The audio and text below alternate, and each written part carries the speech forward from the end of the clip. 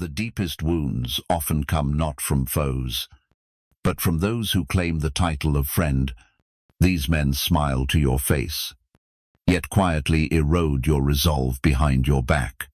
They feign loyalty, but their actions drain your strength, dim your light, and keep you diminished. Such is the nature of a frenemy, a foe cloaked in fellowship. If you're not vigilant, these shadow traitors will sap your peace for years, leaving you questioning your own judgment. Today, I reveal 5 unmistakable signs of a frenemy and why severing ties is not just a choice, but a shield for your soul. This wisdom isn't mere opinion or fleeting advice. It's rooted in truths observed by philosophers of the mind. These are patterns psychologists see in toxic bonds. If a so-called friend leaves you uneasy, your gut churning after their words, heed this message. Your inner peace is sacred. A man's maturity, his calm, and his stoic resolve must be guarded with unwavering discipline. Grab a glass of water, sit tall, and let us face the truth together. If this wisdom strengthens you, honor it with a like, subscribe, share it with a brother in need, and speak of your own battles with frenemies in the comments. Let us unmask these deceivers and forge bonds of true peace and strength. As virtus mendeser. First, know the frenemies' guise. The cruelest betrayals come not from open enemies, but from those who profess friendship. They hide their malice behind smiles, feigned care, and polished facades. You believe they stand with you, shoulder to shoulder, as brothers should. Yet, in truth, they wage a silent war to undermine your confidence. Over time, you question every step, wondering if you're too sensitive or imagining slights. But you're not mistaken, this is the frenemies' craft. They pose as allies while subtly weakening you when you need strength most. These men are chameleons, adept at reading the room and shifting their masks. Alone with you, they praise your vision and vigor, but in a crowd, their support vanishes, replaced by sly remarks that paint you as foolish or unprepared. You might share a private dream, and they'll nod. That's noble. Yet before others, they'll say, it's a fine idea, but likely impractical, sowing doubt without owning the blade. This duplicity is no accident. It's a calculated strike to keep you unsteady. The more you doubt yourself, the less you question them. Such is the peril. For each slight seems trivial alone. A careless word here, a half-hearted compliment there. When confronted, they play innocent. I meant no harm. Or, you misread me. This is manipulation, designed to make you doubt your own clarity. Psychologists call it silent abuse, a fog of confusion and self-distrust that envelops you. Picture yourself leading a community effort. You've poured hours into planning, rallying men, securing resources. In private, this friend lauds your leadership, claiming admiration for your resolve. But in the council's presence, he points out flaws never mentioned before, casting doubt on your work. He positions himself as the voice of reason, while framing your efforts as hasty or naive. You leave the gathering diminished, shamed, and betrayed. This is the hallmark of a frenemy, not to lift you, but to hinder you, ensuring you never outshine their fragile ego. Their approval is conditional, their criticism calculated. They crave a power imbalance, where you lean on them to affirm your choices. Let's be clear, this isn't mere annoyance. It's a threat to your sovereignty. Over time, you may cease trusting your own judgment, yielding it to the least worthy. The Stoics saw this clearly. Epictetus warned, "If someone provokes you to anger, I know your mind has joined in the provocation. You're not to blame for their deceit, but you command your response. Seeing their game is your first step toward liberty. Refuse to play by their rules. You need not triumph in their arena or fight their battles. Simply see them for what they are and deny them your spirit." The Stoic path isn't to shut out all care, but to guard your worth from those who would define it. When their private praise turns public scorn, don't excuse them. Accept their actions as truth. Don't try to mend them. Set boundaries. Limit what you share. Reduce their presence in your life. In some cases, sever ties entirely. This isn't cruelty. It's reverence for your own soul. True brothers don't diminish you or sow doubt for their gain. They don't blame you for reacting to their malice. A true friend is steadfast, whether alone or in a crowd, cheering your victories, even when they gain nothing. Facing the betrayal of a trusted brother is painful, but that grief clears the way for bonds built on truth and honor. You cannot control who chooses deceit, but you can refuse their game. Cultivate your virtue, sharpen your clarity, and let their duplicity falter against your resolve. The Stoic way doesn't promise freedom from betrayal, but it equips you to rise above it, unbroken. This is where Stoic wisdom shines. It doesn't shield you from pain or treachery, but it ensures you endure without crumbling. It reminds you that your worth is yours alone, to defend. Spotting these signs early restores your peace sooner. For the quicker you see deceit, the faster you reclaim your strength. If these truths resonate, affirm it with a yes in the comments. Your voice matters, and I long to hear it. As we move to the next sign, competitive sabotage, we'll uncover how these false friends not only undermine your confidence in secret, but actively thwart your success while feigning support. This next sign reveals the lengths a frenemy will go to keep you beneath them, and how Stoic resolve can anchor you against their hidden malice. Second, competitive sabotage. Let's confront one of the vilest marks of a false friend: sabotage, born of envy, cloaked as camaraderie. This isn't the noble rivalry that sharpens men. True competition lifts both. As iron sharpens iron, you rejoice in a brother's triumphs while pursuing your own. That's honor. But a frenemy sees your rise as their diminishment, your victory as their defeat, and they act to keep you low. Their sabotage is rarely overt, no blatant insults or open defiance. Instead, it's subtle, veiled as aid or concern. They chip away at your resolve with advice that sows doubt. Imagine you're vying for a hard-earned promotion, the fruit of years of disciplined labor. You confide in a trusted brother, eager yet cautious. Instead of spurring you on, he nods gravely, warning of office politics or your unreadiness, urging you to wait. By conversation's end, your fire dims, and you question whether to strive at all.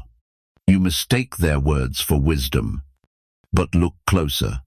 They clarify nothing, only plant hesitation. This isn't care, it's sabotage.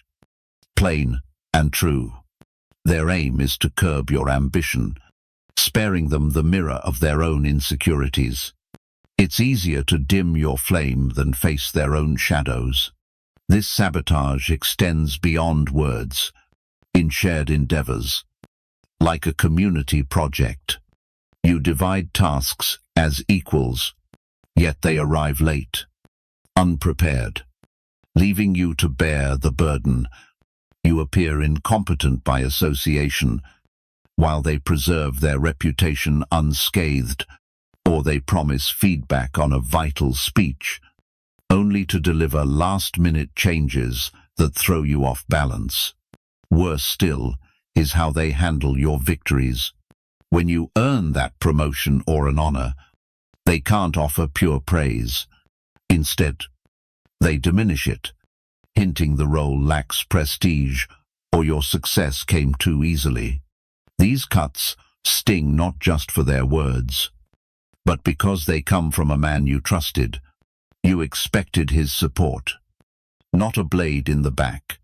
The betrayal is hard to prove. Each slight can be excused, making you seem paranoid if you challenge it. This traps many in toxic bonds for years. Stoics teach us to see such ploys for what they are: external threats to our inner peace, yet within our power to defy. Marcus Aurelius said, "You have power over your mind, not outside events." Realize this, and you will find strength. This is the key to overcoming competitive sabotage. You can't control their envy or need to diminish you, but you command your response. First, recognize the pattern. Don't dismiss that unease when a man repeatedly douses your drive or sows doubt just as you dare to act. Your instincts aren't paranoia, they're your sentinel. Once you see the pattern, stop playing their game. Guard your plans and ambitions. Don't hand them arrows to aim at you. Second, refuse to let their words steer your path. You owe no man your smallness. Pursue that promotion. Act on your vision. And weigh advice objectively, but never let their realism chain you. Finally, preserve your peace by setting firm boundaries. This need not mean total severance, but a redefinition of their place in your life. If they cannot abide your success, they forfeit the right to know your deepest aims and dreams. This truth is bitter yet empowering. A frenemy doesn't weaken you because you lack worth, but because your potential unsettles them. Their actions reflect their insecurities, not your value. When you refuse to shrink for their comfort, you reclaim your power. Seek brothers who compete honorably, who fight beside you, not against you. True friends want your victory, knowing it takes nothing from their own. Those who dim your light are not allies. They are anchors dragging you down.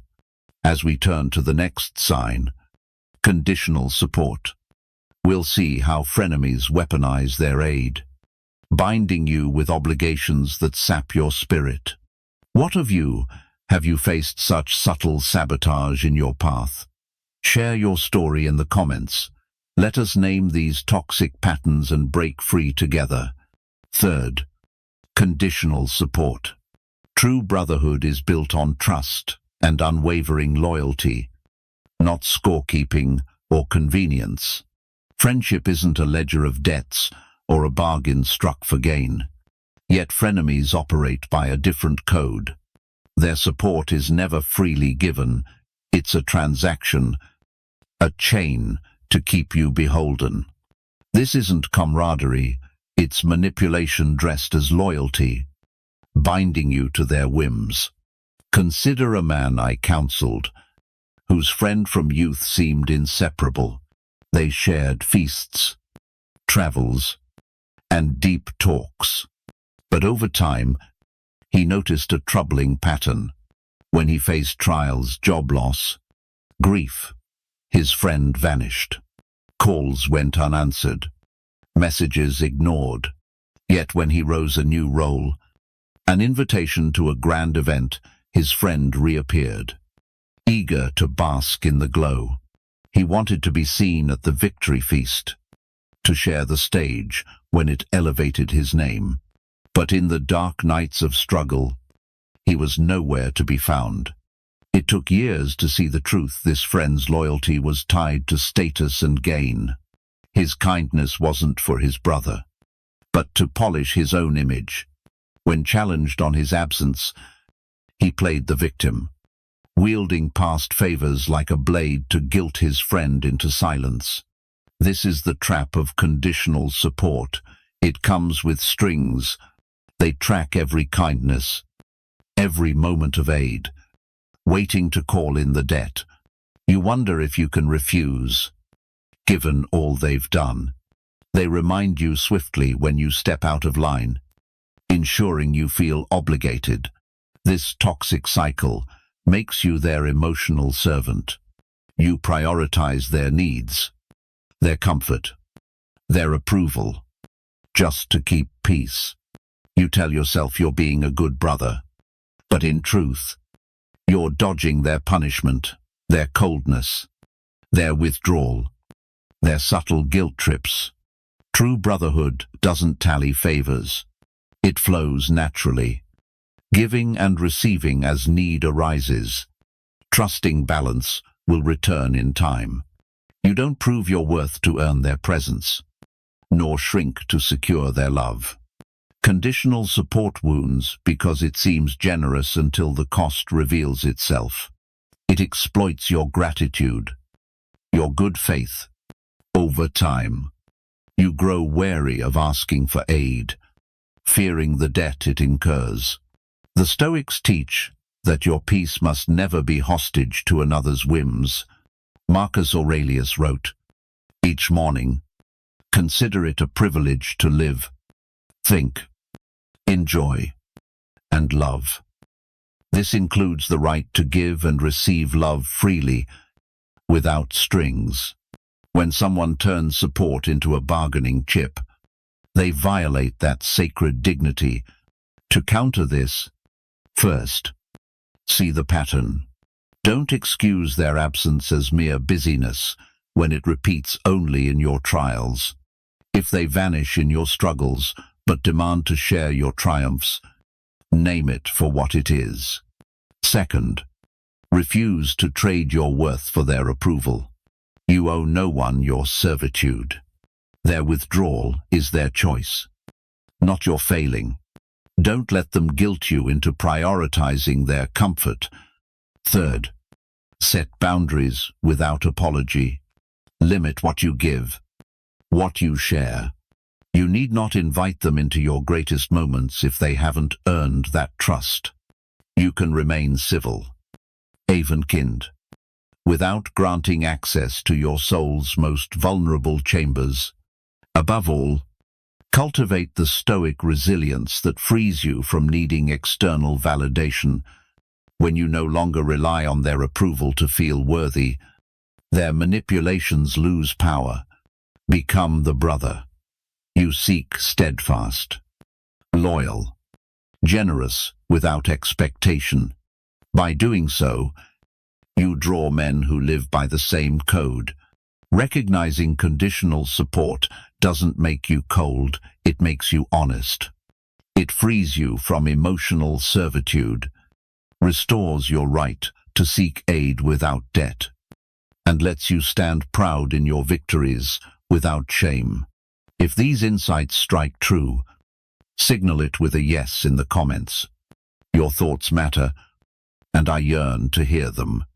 As we shift to the next sign, weaponizing information, we'll explore a deeper betrayal when a trusted brother turns your confidences against you.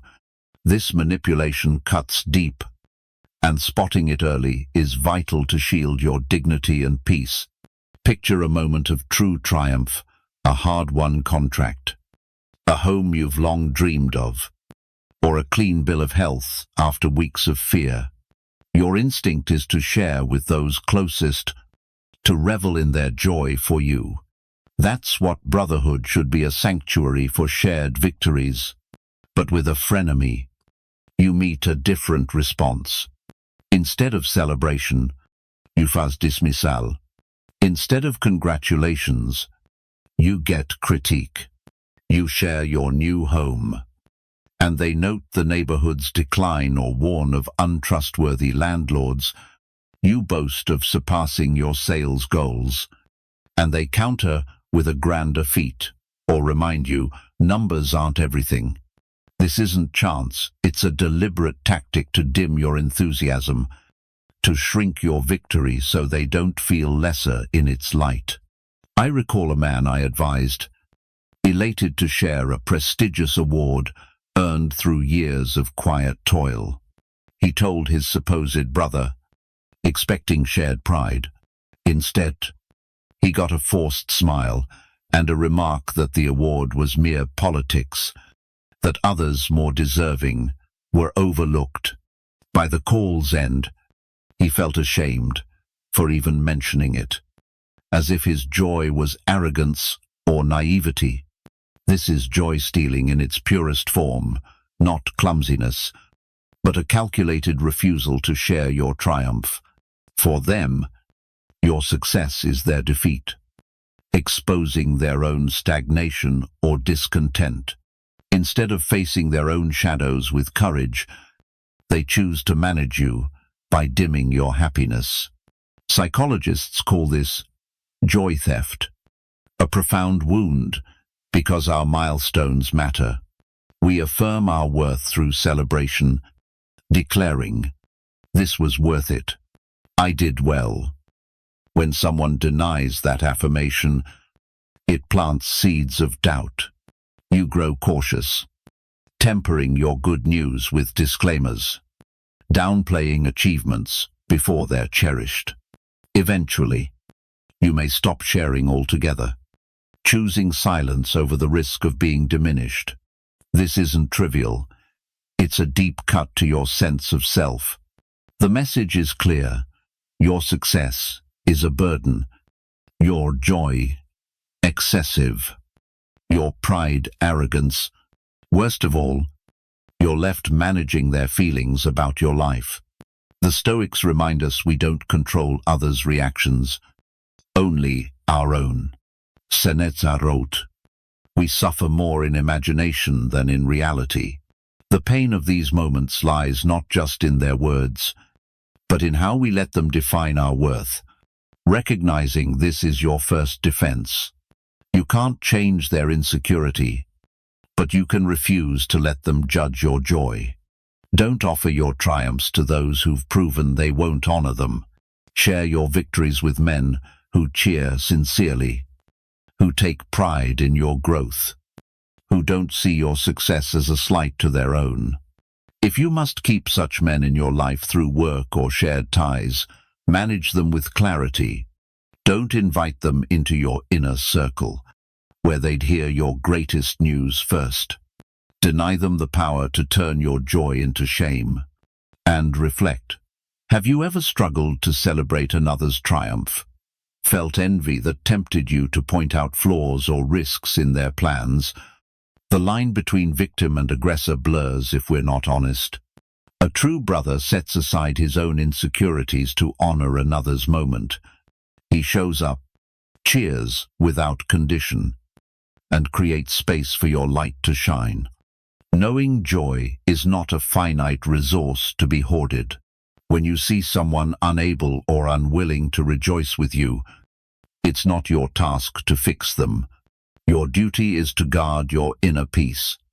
Hold fast to your victories, and share them with those who truly wish you well. You deserve to take pride in what you've built. Unapologetically, true brothers show up, cheering without strings, making room for your light to blaze. They know joy is boundless, meant to be shared.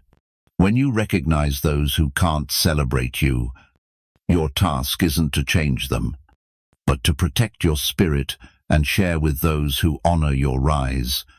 You've earned the right to mark your milestones without shame, to seek aid without debt, to be yourself without fear of sabotage. Those who dim your light reveal their true nature. As we close this section, reflect on these lessons. Naming the frenemy is about seeing patterns that sap your strength. In the next part, We'll explore how to set true boundaries and reclaim your life from these subtle saboteurs. If you've faced such sabotage or struggled to celebrate because of others' actions, share your story below. Let's name these patterns and build stronger, truer bonds together. If you're nodding, feeling that knot in your chest as you recognize these signs in someone close, know this: you're not overreacting, you're awakening. It takes courage to admit a trusted brother has undermined your peace, but this clarity is a gift, freeing you from their scripted role. You're not bound to play their game or sacrifice your sanity for politeness. Choose clarity over chaos, strength over concession. Stoicism teaches us to focus on what we control. Your heart, mind, and inner circle are yours to guard. Start today. Draw the line. Say no to those who weaken your joy and worth. Say yes to protecting your spirit for those who truly see and celebrate you. This isn't cruelty, it's self-respect. It's freedom. You deserve bonds that are safe, honest, and uplifting, where victories are shared without shame. You've earned the right to seek help without debt, to be yourself without fear of betrayal. Don't let anyone shrink you to soothe their insecurities. If this wisdom clarifies your path, don't keep it to yourself. Share it with a brother in need. Hit like, subscribe for more insights on forging strong, virtuous bonds, and share this with someone who needs it. Comment below which sign hit you hardest. Let's discuss it. Your journey to Stoic, serene, and authentic relationships begins now. The man you'll become will thank you for every boundary you set today.